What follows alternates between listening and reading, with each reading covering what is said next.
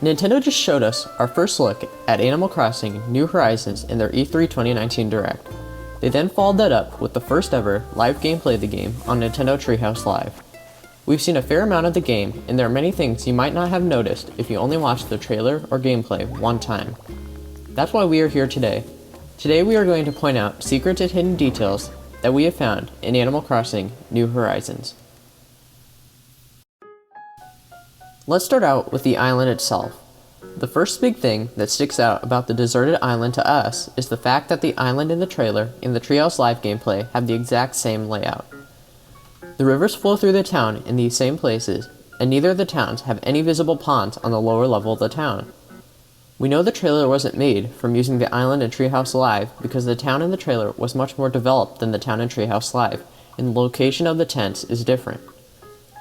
In the trailer, the villager's tent is right in the middle of the town, next to the river, while the tent in Treehouse Live gameplay is on the southeast beach of the island.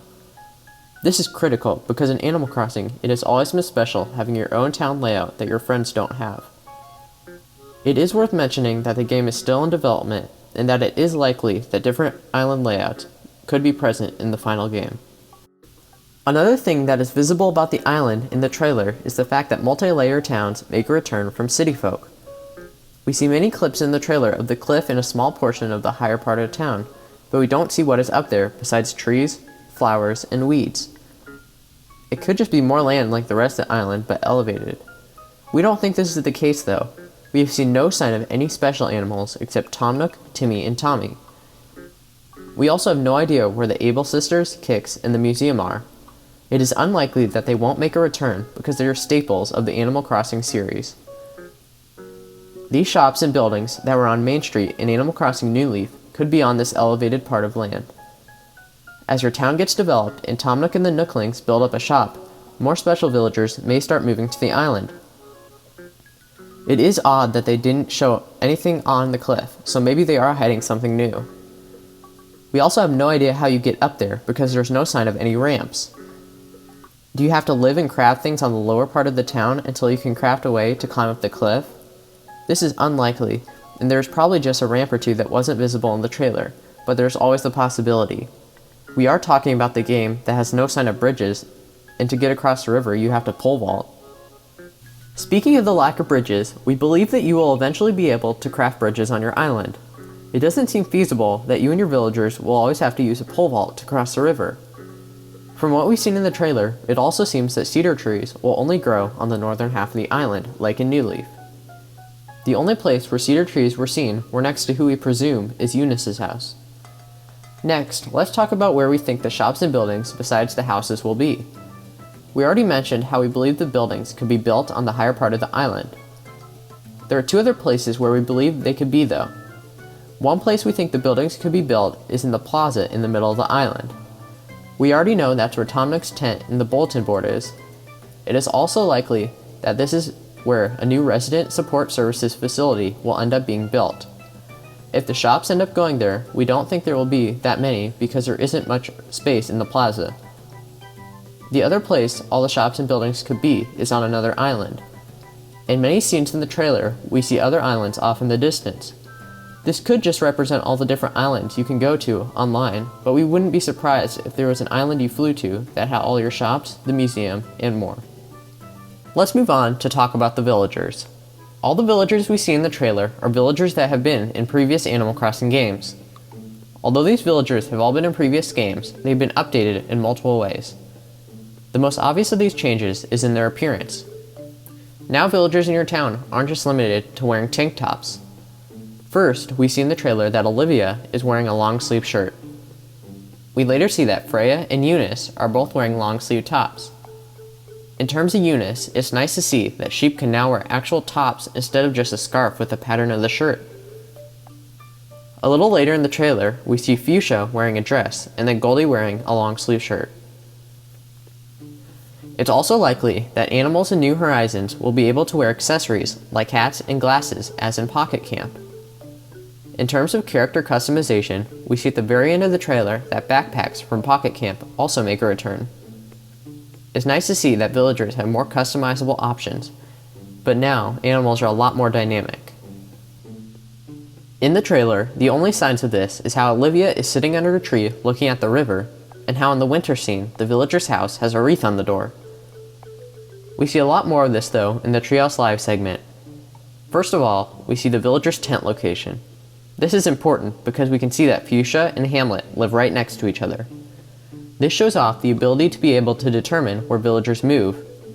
In an interview, Mrs. Kyoku said that before villagers choose a spot for their home, they check with you to see if it is okay. If you don't like where they choose, you can move their house location to wherever you see fit.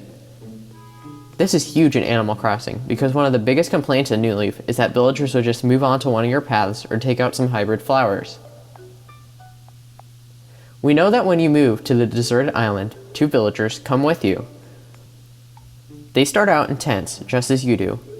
We see that they have to build up their houses in the Treehouse Live gameplay and are in debt to Tom Nook as well. Hamlet and Fuchsia are walking around looking for wood to build up their houses. This makes the characters much more dynamic and feel more alive than ever. Now you're not only worrying about paying off your debt to Tom Nook, but also helping your villagers find supplies to build up their houses. It seems likely that you'll be able to trade materials with your neighbors. Next, let's move on to the customization of the town. We know that we can now place all furniture outside, but I don't want to focus on that.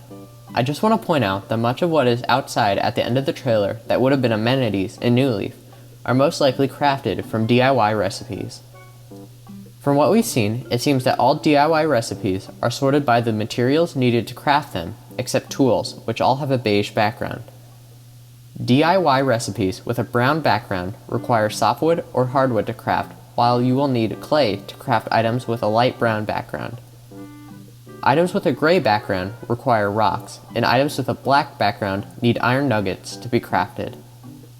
Finally, you'll need fruit, flowers, or weeds to craft items with a green background. We learned from Treehouse Live that you will need to use Tom Nook's crafting table to be able to craft things with DIY recipes. Later in the game, we believe this won't be your only option though. In the trailer, we see the inside of Fuchsia's home. On the left-hand side of her house, we can clearly see a red crafting table. It could just be for decoration, but we don't believe so, because later in the trailer, we see another crafting table outside in your town. It would make sense to eventually be able to make your own crafting table, so you don't always have to use Tom Nook's. We're almost done, but before we wrap it up, I want to discuss gardening in Animal Crossing New Horizons. First, we can see in the trailer that you can now place shrubs right next to your house. This is a nice improvement from New Leaf, in which you couldn't plant shrubs or trees right next to your house. Next, we see in the trailer that flowers now act more like bushes in the fact that they now start as seedlings and grow up to a plant with flowers. The trailer also shows us that you can now pick flowers in this game. It seems as though after you pick the flowers, they will bloom again because you can see buds. It is likely that it will take anywhere from 1 to 3 days for the flowers to bloom again. The ability to pick flowers was probably added for multiple reasons. One reason is you can craft different things, such as the tulip crown and the door sign on your house using these flowers. Another reason could be they might add in the ability to cross-pollinate flowers, like in Pocket Camp. Instead of watering flowers and a new flower appearing the next day in New Leaf, you could be able to cross-pollinate the flowers you want and receive seeds for a hybrid color flower. It would make getting hybrid flowers a lot more straightforward and a lot less of a game of luck.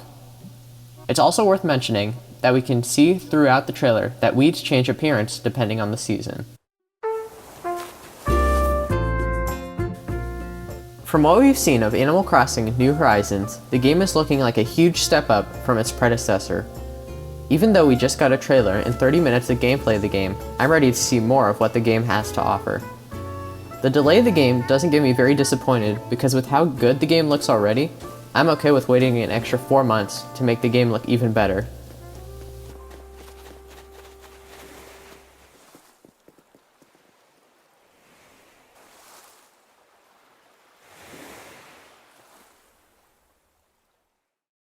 Thanks for watching, and consider subscribing for more on Animal Crossing New Horizons and everything else Nintendo.